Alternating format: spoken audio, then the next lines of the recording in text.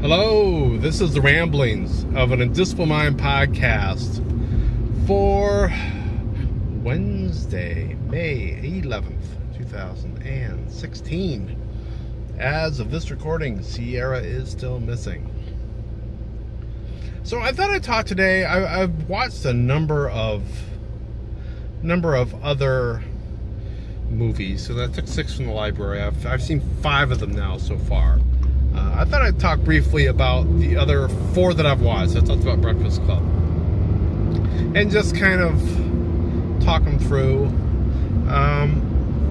So I watched, one of them was Divergent, which is based upon the post-apocalyptic novel of the same name that is based on a series of books. This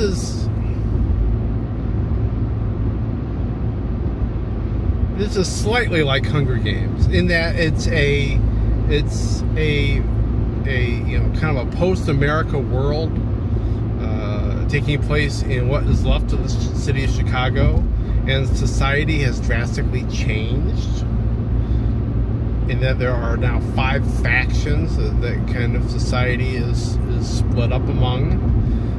There's not like any kind of a Hunger Games itself kind of thing going on, but you follow this main character named Beatrice, who leaves her parents' faction for another one when she becomes of age, and stuff happens. Yeah, I've read all the books for the Divergent series, and I like the books. I enjoyed the books. I don't think they quite had the snap that Hunger Games had, and certainly from what I've seen, the books and the movies haven't quite gotten the press that the Hunger Games has. But the movie was good. I like the actress that they gave the lead role to, because she didn't look like Hollywood glamour. She just looked like a girl, and I thought she did a good job. And the other actress for the main roles, I thought fit well, and the way the world looked and stuff was basically what I had in mind when I read the book. So I enjoyed that quite a bit. I would probably watch the rest of them. There's 2 other movies in that series, the Mats and 2 other books, so I'd probably like to watch the other 2 at some point. I also watched, what was next? What did I watch next after that? Well, let's see, I've watched Expendables.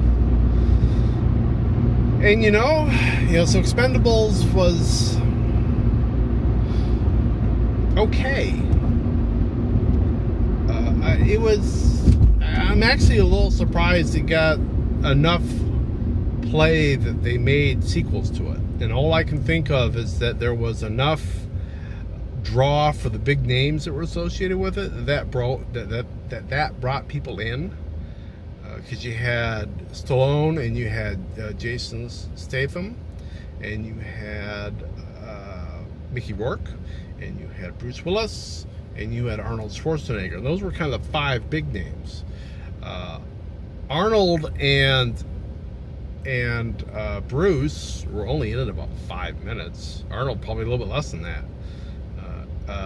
Mickey Rourke probably had maybe 10 minutes of screen time. Maybe. I mean, he did have one nice little scene where he told this little story and got to be all emotional.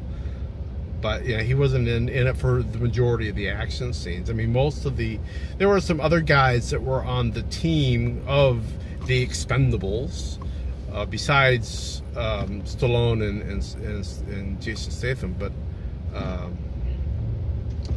one of them was, I think it was Terry Crews, if I remember correctly. He's a former NFL player, and I don't remember who did. Oh, Jet Li. He was good. He was one of the members of the team. You get to see some nice martial arts action from him.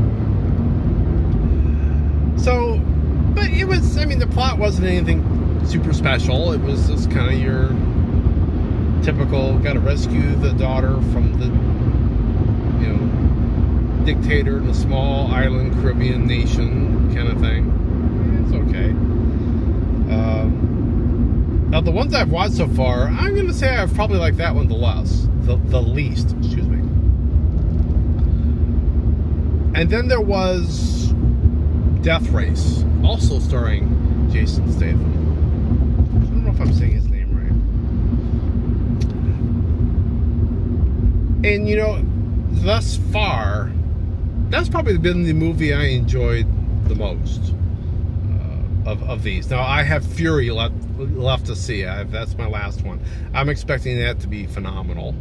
At least I hope it is. It looked like it was going to be, and I've heard good things about it. So that's probably going to be at a whole nother level. But so Death Race, it's kind of a, you think of it kind of like a throwaway, because it's the reboot of the old pulp classic Death Race 2000 that started David Carradine back in the 70s, which I saw and just loved, because that was where people were, these guys were racing, and they were racing on city streets, and if they got points by hitting pedestrians or something, and the old folks home, they wheeled the old people out to get hit by the cars and all this stuff, and it was campy, and it was a bit edgy in the fact that, hey, we're definitely gratuitous violence going on, and it was fun. And so this thing is taking that same basic vibe, but they changed it in that it was a race at a prison where prisoners were driving, and if you won 4 races, then you earned your freedom. Or maybe it was 5. Yeah, I think it was 5.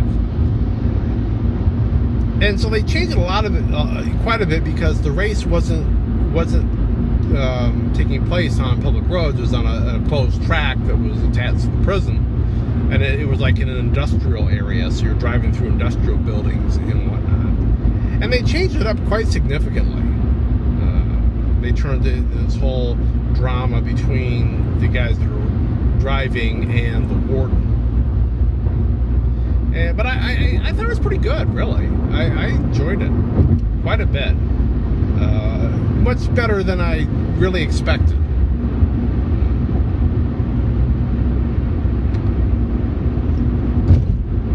And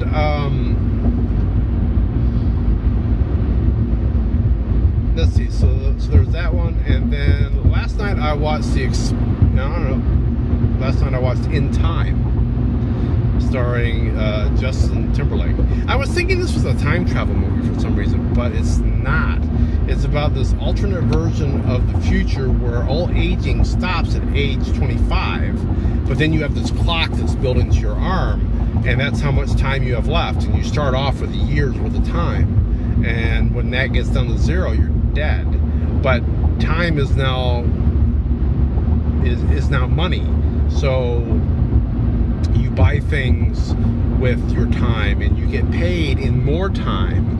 And so poor people wake up and they've got less than a day's worth of time, and rich people might have a century or more of time.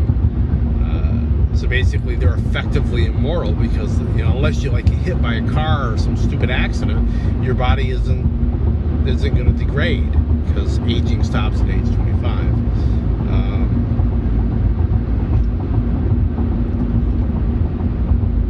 So it was an interesting movie. Justin Timberlake did pretty good. It was an interesting concept, and it kind of really got into talking about the haves versus the have-nots. There was a phrase that's bandied about a few times that in order for some to be immortal, many must die. Talking about the fact that the place where Justin Timberlake was at, he was in the ghetto, and so people would run out of time because they were poor,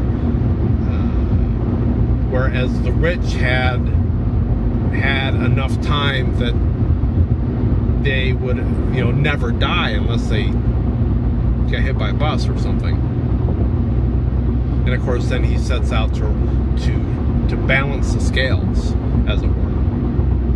And that's it was an interesting movie. I enjoyed it. I'd probably watch it again. The wife might want to watch it. We'll see. It was at the library.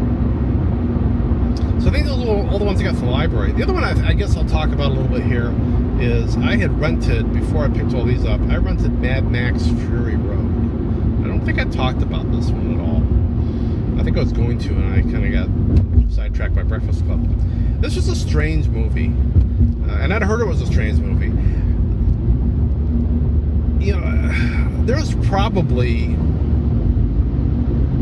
15 minutes of screen time that's not, maybe 20, that's not in a moving vehicle. So the vast majority of this feels like that basically everything's happening within a couple action sequences. Because you've got a real short one. You have Mad Max getting captured at the very beginning, but that just lasts a couple minutes, and then he's kind of at the. There's this. I mean, I did talk about this. I forget. There's this guy who's kind of running things, and he's got kind of this, strange commune, kind of like Thunderdome. I did talk about this. I'm pretty sure I did. So anyway, but it was strange just because it really felt like two big action sequences, basically. And that was, and then, half an hour maybe of other stuff. And that was it.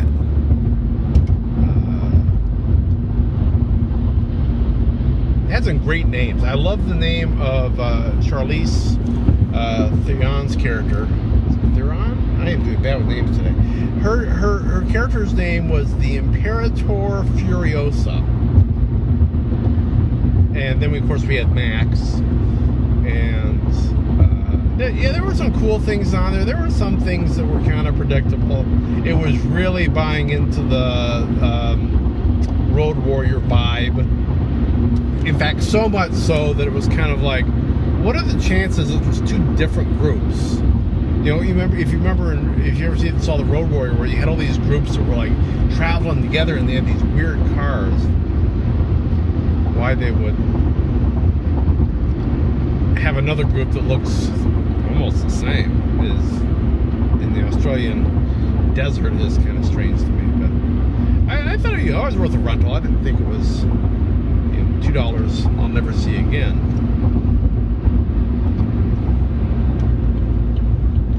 But it was a bit of a little different feel, and it didn't just feel like a lot of action, just because the majority of where the plot's going was happening in a moving car, and it is kind of, you didn't really feel like you were dealing with scenes and scenes and scenes. It was just like one long extended action scene.